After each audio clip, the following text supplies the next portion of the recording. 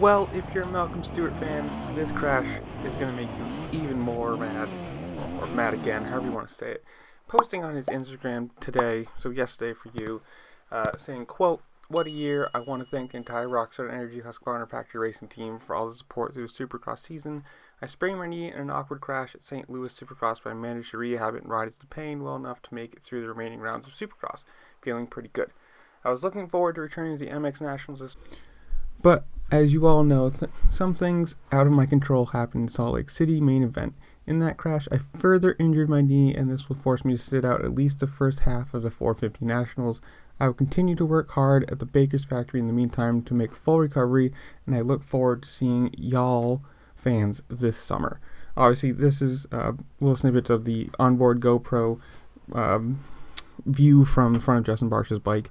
And, yes, he already got penalized, he already lost third place, and now, bam.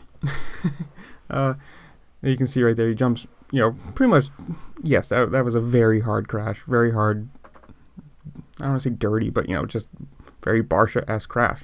You can see Malcolm Stewart came inside, passed him, didn't get away, and then just, bam. So apparently, it didn't look like it hurt him then, but apparently it did. So we won't be seeing Malcolm Stewart for at least I think it was 6 to 8 weeks, something like that. We're going to miss a lot of racing with him, which is sad because it's another big name, big factory rider out of the Nationals, out of the Motocross. But tell me, what do you think? Is he going to come back and win some races? Is he going to be fully healed?